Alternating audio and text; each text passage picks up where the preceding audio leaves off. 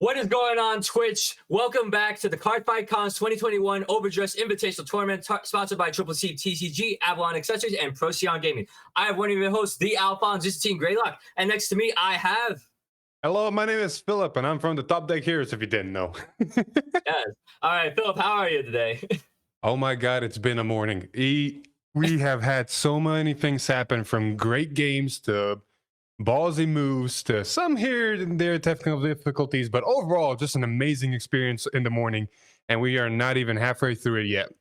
Yes, we got a couple more rounds of Cardfight Vanguard content for you guys all today. For now, we are going to talk about a little bit about the tournament experience. We're going to stick in the winner's bracket, but a little bit of tidbit for you guys. So we reached it to this round 3. You made it past the first 2 rounds undefeated, no worries. Phil, what's going through your head right now? What can you advise people that are in that tournament experience and they already went up 2-0 so far? It's going to be very hard, because when you say it to someone, that's not going to happen, but calm down, breathe. You've won 2 games. Your initial nerves are gone, but you're now getting new nerves of, all right, I'm keep progressing. I keep progressing. Still a best of 1 format. Something can mess me up. An overture can end the game here. You just got to keep that composure and just keep on trucking. You've made it this far. The goal is right there. Just look at your deck. Be careful of your plays. Don't overthink it, and just play. And that's how tournaments go. That's how tournaments go. You gotta keep winning. You gotta keep focusing up. You can't slip up. There's a lot of times where people, they ride on the momentum so much that they end up doing plays that are unoptimized because they want to try out something different or change the way that they played their games before, because maybe they're going up against more competitive players in these later rounds. So it's always, just keeping to that solid ground so you can make sure you proceed on to the next round with a clearer head, and so you can see plays that people would probably overlook early on. Now, before we get into this next match, just the other winners bracket match that's going on right now, we happen to have Winning Images Magnolia going up against, let me just double check this on Battle Winning 5. Image Magnolia versus Vanguard Insider Overdress. So that's always going to be an interesting one with Magnolia Megumi versus UU's Overdress.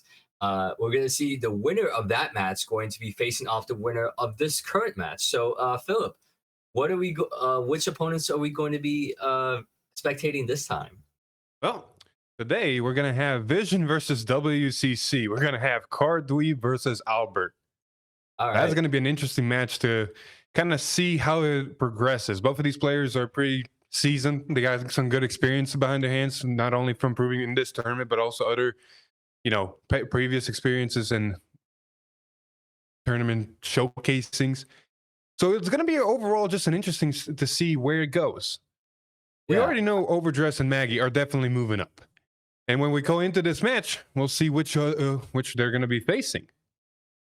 Yes. And when we reveal the match to you, we'll see how this will play out. Don't worry, guys. We have copies of the deck list over on our other screen, and we'll be able to kind of digest the plays as we move forward. Already got an idea, but we want to just kind of toy with the mystery a little bit before they reveal their Vanguard. Exactly. I do want to mention on the other bracket that we're not going to be spectating how the 2 people got there.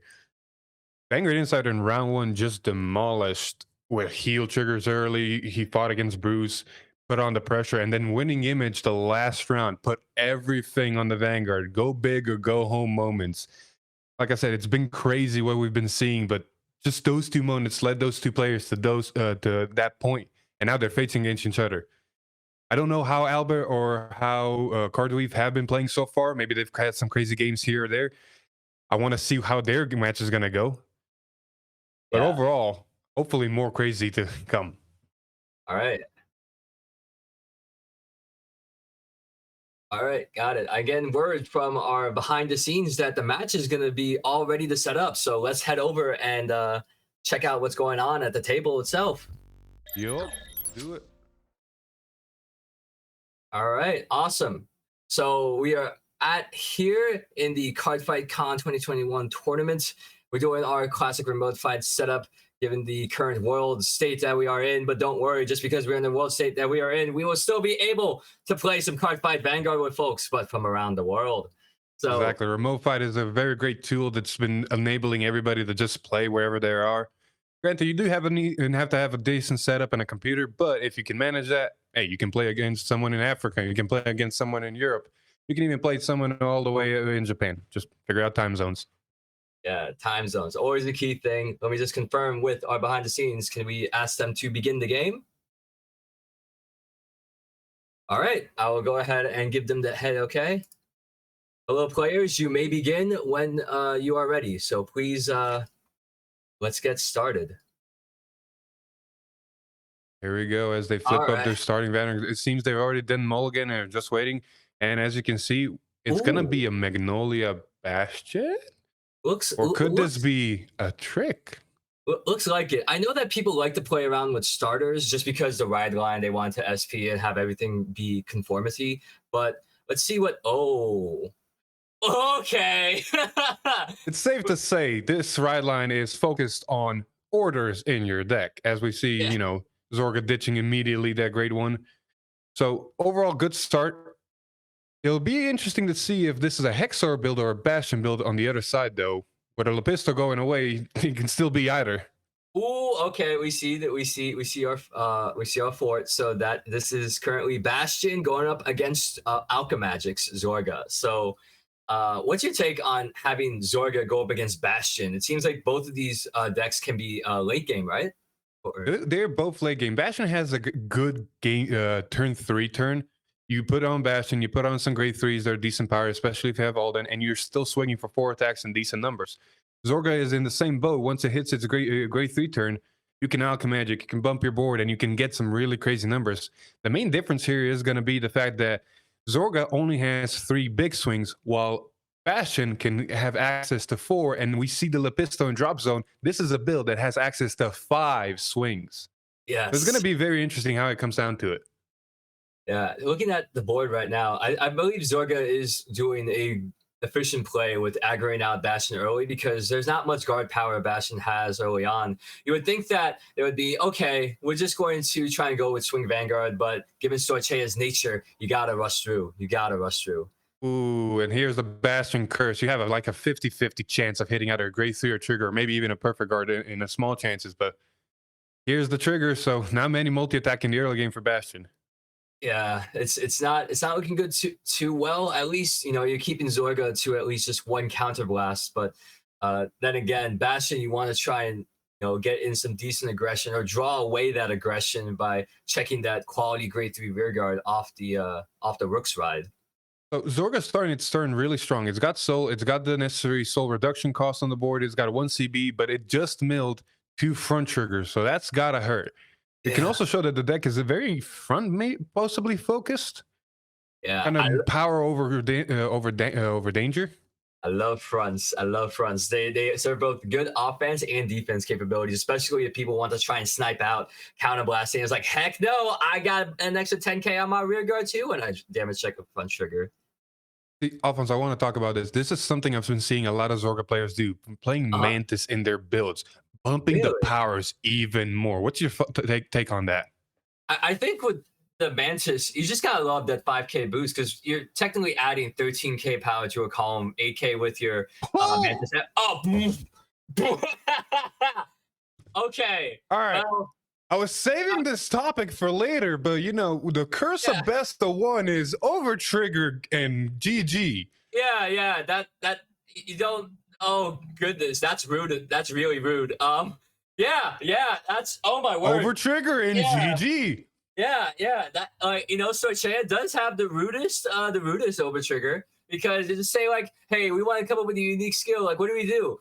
We'll just put all the triggers into one. Why not? It's just. On top of that, the man ripped the critical trigger off the drive check. That is 3 damage immediately, and then 100 million rear guard. We saw Bastion didn't have a PG to guard it, which means that was literally game. Yeah, it's game. You just can't. You can't really. You can't prepare for that. Bastion can't be Bastion if they're getting their face punched in early. Zorga did the right play by aggroing out that Bastion player because honestly, even if you had the Kokobayil in hand, you need 2 of her in order to guarantee at least a 5k shield for a 10k shield drop. But my lord, Bastion players better be on notice because everyone's not being patient with waiting the grade 3. Man, I can tell you right now what the players are feeling. The Zorga player is feeling chills for just doing that. That Yeah, is a very invigorating moment. yeah, And Bastion, I can only assume all the salt in the world. You don't want to yeah, go out that way. yeah. Dying You that know, way is just a kick in the nuts. yeah, it's a momentum killer. Like, you'd think you get well going 2-0 right now. Of course, with the infamous best of one format that we all know and love in Vanguard. And now we set to see like, oh, you got a crit? All right, that's not too bad. Over trigger. Oh, this is rude now. Like, we want this to be over. And I think with Storche is just starting to see more aggressive plays just because they have access to all these aggressive plays, including Mantis. Not Like, wrong. You have that ride line that draws you so many cards. Granted, you have to discard an order, but that's what it wants. It wants orders and your drops on prep. But the amount of draw it gets in the early game, Zorga, it can rush. It can easily rush and still maintain a good hand. So you're putting your opponent at high damage in the early game, and then once you hit that Zorga turn, you have way too many cards that can either bump the board or bump power or just make those columns really big and dangerous. That's one of the reasons we've seen Orphis do so well. It does have only 3 swings, but they're big swings. They take minimum 2 cards out of your hand every time. And yeah. for Zorga, it's that early game plus those big numbers that are just making it the difference. That's true. Like, people are running the maiden. People want to run cards that either regurgitate and like fetch cards out from the drop zone, or they just play Mantis to get that extra 5k shield to get above the magic number. See, okay, I can't just drop a 5k shield guard anymore. I gotta find a 15k shield, or if I have a card that has a skill that bumps up to 10k shield. Hope to God that I don't take more damage than I'm comfortable with, or just hit damage triggers. And I've seen Zorga players do some crazy things with Mantis and in Zorga, because you can think of it this way. I have a Mantis on my board. Let me call out one from hand, +5 something. Let me use Zorga's skill to bring back the other Mantis, +5 something. Let me use condensation to bring back the Mantis again, give it +5, and something else +5 again. Yeah. It just stacks power on power. And if people don't realize that they don't have to wait for grade 3 to be aggressive, then okay, it looks like Storche is going to be your pick. But if people have those defensive capabilities, then maybe Bastion has to alter up their game plan. Maybe you can't just go hardball on all the grade 3 strategies. It's a rough outcome. But then again, especially with the RNG curse that we just seen the Bastion player have, you check your critical trigger on a ride target from your ride line on rooks, and you just say, I gotta call it. I'll just call it behind the Vanguard and just hope to God that I do well with it. You got no ghost chase to bounce it back. Yeah, there's no. All right, no worries. She's just getting some word that match is going. Yeah, it's safe to say with this match finishing as fast as it, I don't think we even hit the 5-minute mark. Other matches are still going, so we might be hopping in either to the losers bracket or maybe even to the Time Leap versus Winning Image match we were mentioning before. We'll see what the production decides. But until then, I do want to bring up one more topic before we transition. Of course. And that is what we've basically seen right now. Best of 1 games and over triggers. What's your opinion on that? Because I have a very good one. All right. So honestly, it helps seal games a lot quicker if it's checked, though. Because there's a lot of games that can resolve in Vanguard that you don't see an over trigger at all. Or you soul charge it or you draw it for turn. Now, even though the impact of seeing the over trigger in hand has been very, very demoralizing for many, I think that what people can do is that they're able to kind of play the mind games with it. Best of 1s, you always have to watch out for an over trigger, whether it be on damage check or your offense check. You never want to see your opponent damage check it when you're trying to go for the kill. You never want to drive check it too early unless you're running a card that would go off everywhere, such as, say, Storchea's over trigger or the Brancade over trigger. Not Brancade, the Dark State's over trigger. And in this format, it puts people on edge even more. Of course, you can prepare for the rushdown if they happen to open up a couple of grade 2s and 1s to try and aggro you out to get you to 2 to 3 damage before you even ride to grade 2. Then again, when you don't see it, it's kind of, you can just play Vanguard normal as business. It's really a statistics game. You can always try and allocate to make sure that your over trigger will always keep your opponent guessing. And when your opponent's always guessing, that depletes, that they use up their brain power to try and account for that. I think I personally like it because it's just intensifies the situation even more. And even though people can be disappointed when they see it, they still have to understand that, hey, you have to think a lot more than just accounting for what's on your board and what's in your opponent's hand. What about you? Correct. All right, so it looks like we're going to go to Vision's interview with CardDweeb. So as we get ready, just let us know when we are transitioning over. We're good? All right, so before you know, CardDweeb, do you hear us and can we hear you? Yep, I can There hear we both go. of you guys. All right, Beautiful. awesome. Thank you so much so far. Thank you for putting on one heck of a match that went so quickly. Man, I blinked and it was over. Yeah, it just it's Sorcha it does have the rudest over trigger, but how did you go up against Bastion? Did you realize that rushing was the best strategy, or you just had the hand that you had to rush? What was your mindset going into that match? So specifically for the Bastion matchup with Zorga, since I play a more aggressive build, I want to rush as much as I can. But the only thing I do have to hope that they don't hit is Alden, because if I rush them to 4, they go in grade 3, and they get double Alden. It's a uphill battle from there. So I had to Yeah. hope that I could rush them hard enough that they didn't have Alden. Unfortunately, Albert did have double Alden in his hand as well as double Bastion. So that strategy didn't really work out until I checked an over trigger. Yeah, nobody really prepares for an over trigger unless you're Hexa Orb. But even then, one build out of the other 9. Not only mentioned on top of that, him checking the over trigger and you checking not only you checking the over trigger and a crit, and him checking no defense and no heals, no nothing, not even having a perfect up for that extra 100 million column that just swung for the game. The game ended like that. Not here nor there. You can't make stuff like that. I do gotta know the chills. You gotta have some weird chills after doing that. I do have some. Was it round 1? I played against Jesus Herrera, so I'm already on the chills from like beating him. And now since I beat Albert, I'm like even more nervous just because of that. But honestly, some of these games I probably should not be winning because all 3 rounds I've been checking over triggers.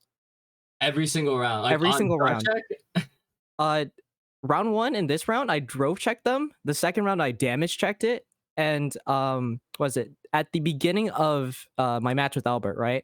Yeah. I mulligan 2 triggers. I draw into 2 heals. Start a turn, I draw into my 3rd heal. My first damage is a heal. All heals out of deck already. So that over trigger is literally the only thing that saved the game for me. Oh my lord. I can black magic. I can relate to that. I can relate to having like 3 or 4 of my heals out before I even hit grade 3. That's a mood right there. It's kind of, you just have to put on your best poker face. Yeah. So how often have you played against Bastion? Like very often, do you feel Bastion is starting to fall off in terms of people playing it? Like, I guess what's your take on just facing against one of the big boogeymen of the era right now? I mean, I still think it's Bastion and Bruce. I think for like the people in this tournament, Bruce is a little more favored, just because of its playstyle. I mean, the people see playing Bastion usually are like players like Albert, and I mean, I still think it's still it's one of the best decks in the format. As for like my experience with it, my locals, the shop owner, he plays Bastion all the time in our tournaments, so I get wrecked by him all the time. Occasional win here and there, but I mean, I generally know how to win the matchup. It's just hoping for them not to draw Alden. Wow, whoever knew that Alden would be ending up the deadliest formation of a Bastion player recouping their resources, or even just drawing out even more aggressions, because that 20k swing ain't no joke on its own. That Bastion just gives plenty of power. Alphonse, I don't know how many times I can count that's happened to me where I rush a Bastion player down and then they use the Grade 1's ability and rip an Alden off the top of the deck. Like, good. I gave you the C before it. Good to know. Yeah. All right. I do have one more question for you. You've played 3 games, won 3 games, all of them best of 1. As you mentioned yourself, over triggers out the wazoo. Now you're moving up and you're hitting the best of 3. What do you expect is going to happen? Are you prepared to kind of, switch up the game? It's not do or die anymore. Yeah. Now that it's best of 3, I can actually deck people out, which is going to be fun, Decking out Sean, that'd be really fun. Way in there. So what can you elaborate? Like, what do you mean by decking people out? Just playing slower? Yeah, so so the way I play my deck, it depends on the matchup. But for stuff like let's say like Nirvana, right? Overdress, since they have arcs that draws a bunch, sometimes I tend to play it slower, just attack to the rear guards, damage deny them, and just try to deck them out because they draw more than I do. And the only thing I'm taking away from my deck is my drive checks. Usually I won't like try mill or anything, so I'll try to play the slow game on them, give them no counterblast, deny all their overdress, and just essentially the win cons deck them out. So no agony at all, period. I'll try not to, yeah. But I mean, if they use arcs enough, I can agony once maybe. I can see that. It's not a bad strategy. Good.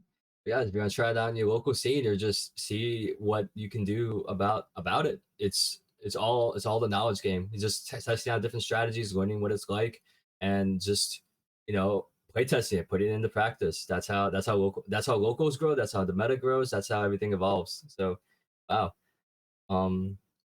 Anyway, I think we're gonna try to move on here. Thank you for the interview. Good luck moving forward, and we're gonna transition to the next bit. All right. Thank you so much, CardDweeb.